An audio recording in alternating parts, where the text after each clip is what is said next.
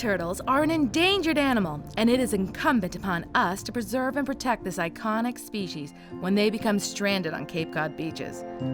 Staff and volunteers from the Massachusetts Audubon Wellfleet Bay Sanctuary walk the beaches every November through January looking for stranded turtles.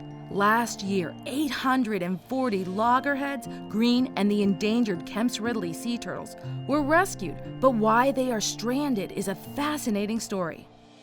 This is one of the most remarkable events in the world right here on Cape Cod. That's correct. This is the only place in the world where we get cold-stunned sea turtles on an annual basis. Turtles are such temperature-sensitive creatures that as long as it's warm, they're staying. If there's food and it's warm, they're staying, and they don't have a sense of timing. Right. The hook of the Cape is a real trap. They seem to have an electromagnetic sense. They're able to sense north-south. But here on the Cape, because there's so much iron in our sand, they lose that navigating ability, and so as the temperature drops, they start to slow. You know, they're cold-blooded ectothermic animals, so as it gets colder, they can't swim as fast or paddle as fast, and then it gets windier, and then the wind and the cold temperatures, that's what pushes them ashore.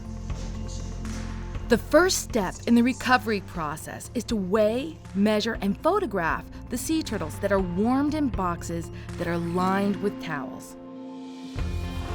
I'm talking quietly not to stress out the turtles, but we have them packed up and we're going to be heading up to the Sea Turtle Hospital in Quincy. So when they come here, can you walk us through the process of what happens? We will take a blood sample. We will take radiographs, usually within the first few days, and we'll give them a physical exam. We are seeing core body temperatures anywhere from the low 40s up to 50, 55. And the goal is to get the sea turtle's temperature to a nice, cozy 70 to 80 degrees. But that's just part of their treatment plan. Some animals, if their results show that they have pneumonia, we will start them on antibiotics. We have teams of folks that are trained to feed the turtles, so the nutrition is a big part of their rehab. How long in general do they stay at this facility? Turtles could be in rehab from anywhere from a month to 6 months. On a rare occasion, it could take longer than that. That would be something very serious, like a boat strike that has a fractured shell, maybe a severe entanglement. We see that, and that's a longer rehab. But if it's fairly routine hypothermia, it's in general 3 months. So what condition do the turtles have to be in to be released?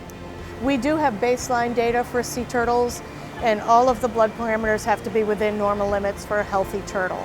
They also have to be able to swim, dive. They have to be strong enough to migrate or escape predators. Visual, they have to have good vision. The last thing we want to make sure is that they can forage for live food. And where do you release them? Release is based on water temperature. Okay. So the water temperature here is never going to permit for us to release anytime until early July. Okay. So we have to transport the turtles that have been cleared for release by our veterinarians down to appropriate water temperatures. And if that is January, February, or March, that can be mid-coast Florida.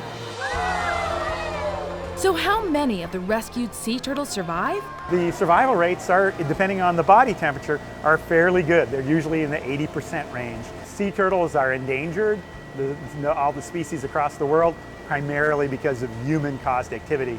So we really have an obligation to do what we can to help these animals recover. The staff and volunteers of the New England Aquarium are both saving the turtles and showing how we can help. We encourage you to see these animals for yourself at the New England Aquarium in Boston. Thanks for watching Wicked Yankee TV, and we'll see you next time for an incredible adventure.